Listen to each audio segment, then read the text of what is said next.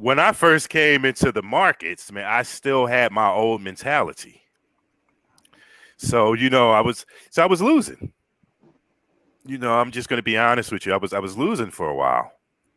And I had to literally, reprogram myself, you know, through like books on not necessarily trading and investing, but books on mindset. You understand? I had to really shift my mindset because even though I didn't want to, I wasn't, even though I was an employee, I still had that mindset. And that was the hardest thing to go because it was like, what am I going to do now? You Let me know? ask you, would you consider that your biggest hurdle in changing your life to going from employee to an investor? Would you say your biggest hurdle is mindset? Yes, that is definitely the biggest because when you see, when you're looking at your investments or your trade and it's going against you, it's like, what do? Do I stay in or do I get out? And in the beginning I got out and I lost on it and I lost. As soon as I would get out, the stock or the coin or the trade would just go back up. And I was like, wow.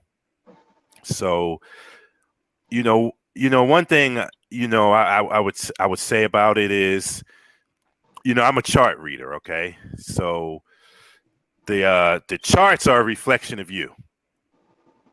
You understand? I had to learn that. If I'm nervous, the charts are nervous. If I'm confident, the charts are confident. Hmm. So, you know, once I changed my mentality, I learned how to use those charts because you're in a play or you're in a stock or you're in a coin that millions of other people are in and they're making money and you're not. So Yes, that's you know that's an amazing point. I actually just wrote that down. That's an amazing point. Because a lot of times with traders, I think we forget that there's somebody on the other side of that trade. But the idea that the charts are a reflection of you. Can you dig a little deeper into that? What do you exactly do you mean when you say the charts are a reflection of you?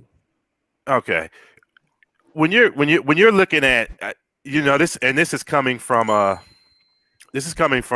am a chart reader. Okay, what I'm saying. So at the end of the day, right, charts are basically, right, a chart is a chart, right? It's not negative or positive, it's neutral. Okay, now how you read the chart is based on your mindset. You Okay. understand? If you come into a trade, right, or an investment, thinking you're going to lose, that's exactly what the charts are going to say. If you think you're Ah, going to win, the charts will the Validate charts that will belief. have you to win.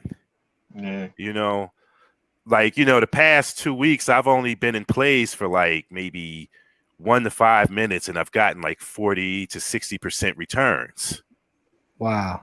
because I've learned to trade just one pattern, right, and that one pattern works for me. But it took you a while to get to that point, right? Yes, it took me a while mentally to get to that point. Mm-hmm. You know, So what was it? What was it that gave you that breakthrough mentally, right? So, and you're not the first person to talk about like this transition, and the mental part is even more important than anything else. But what was it for you when it finally clicked? What helped you with that mental piece? um, what what helped me was I sat down and read this book called Trading Psychology. You understand? And I learned, excuse me, is that the reasons that we lose or win in trading is because of actually our upbringing, right? If you were raised in a family where money was tight, you know, you're going to be tight with your trade. If it falls a little bit, you're out. As soon as you sell it, it'll start going in your direction, whether it's a call, put, whatever. And I had to dig back into my childhood, you understand, to understand why I was the way I was, and once I did that, my trading started improving, you know. That's interesting. Yeah. Do you know who wrote that book, by the way, by any chance? Um, You said it's called I can, Trading Sector. Yeah, I'm yeah, gonna look that up. I have it on Google. I got a copy of it on Google. Yeah, I just want the okay, name so I can add that to our books list for the folks out there listening to the podcast or watching. It will be in our recommended book section because I think that's interesting. I've never heard anyone say that like they had to actually dig into their personal life and their past to help them become a better investor or trader. But it yeah, makes perfect sense the way you say that. yeah. Because like I was a salesperson, right? I was into things like reverse mortgages, subprime mortgages,